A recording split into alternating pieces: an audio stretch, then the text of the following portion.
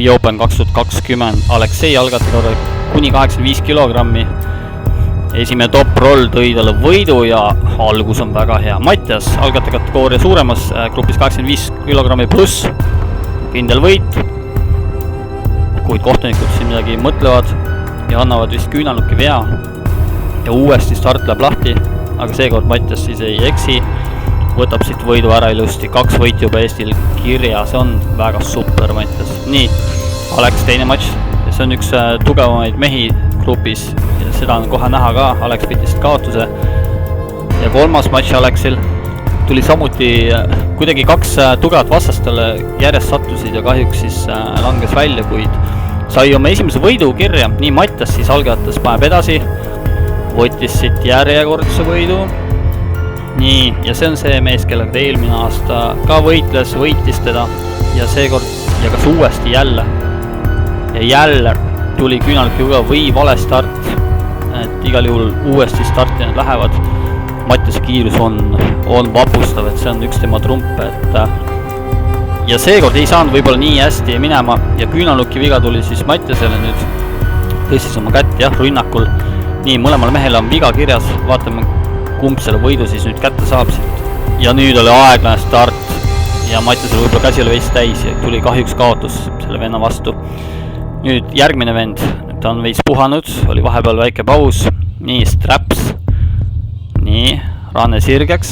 Go ja ilus Mattias, ilus tuli järgmine võit, 1 kaotus pole veel hullu. Nii, vahepeal hakkas amatööri kategooria teise laua peal sama aegselt kui algataja kategooria matšid ja Aleks võitis siit väga tugeva vastu kaotuse ja Mattias läheb siin samamoodi, peab amatööri kategoorias samaaegselt võistlema kui algajates ja võitleb siin päris tublilt tugevamate meeste vastu.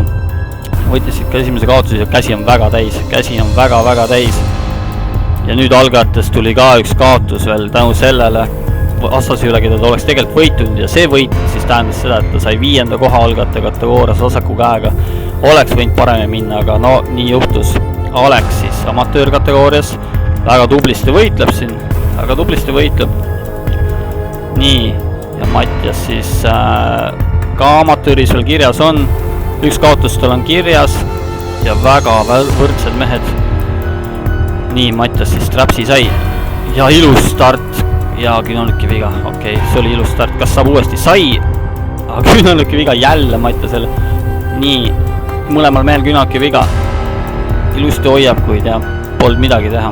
Nii, ja Marilyn siin Sanna vastu pole kaalu vahe suur ja ka teise vastu, et vasak käsi ei ole Marilyni kõige parem käsi, et tulid need kaotused, kuid parem käsi on alles ees.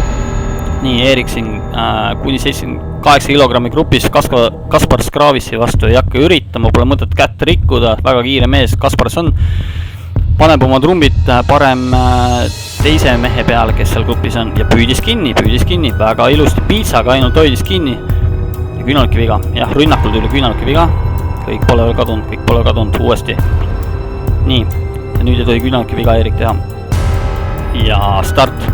Jälle püüdis piitsaga kinni, natuke transisiooni juures ja küünalnuki viga tuli Eerikul, aga kohtunikud ei märganud või ei märganud vist jah, et vedas Eerikul sellega, et küünalnuki viga ei tulnud ja nüüd on aeg rünnata, hoiab ilusti nurka, Eerik nagu liigub natuke edasi, natukene kõrgemale, hoiab ilusti, pole mõtet kiirustada rahulikult, vastasel on lihased suuremad ja võib-olla väsib kiiremini ja ma kinnitan teile, et seal pea taga toimub korralik lahing. Kahju, et see kaamera nurk selline on, nagu on, aga Eerik kontrollib juba olukorda ja nüüd on võib-olla aeg rünnata ka natukene, hetkel nagu jälgimist toimub. Nüüd nägite, vastane ründas, kohe ründas Eerik vastu, ei saanud kohe seda võitu ja nüüd kõik või mitte midagi, kõik ja Eerik sai võidu kätte ja välja teenitud võit, väga äge matš. Ja nii, ja Eerik läheb siis oma täis käega nüüd teise venna vastu, kelle vastu polnud võimalus kahjuks. Aitäh, et vaatasite siis Eesti tiimi vasaku käe matše ja järgmiste videodeni. Olge tublid!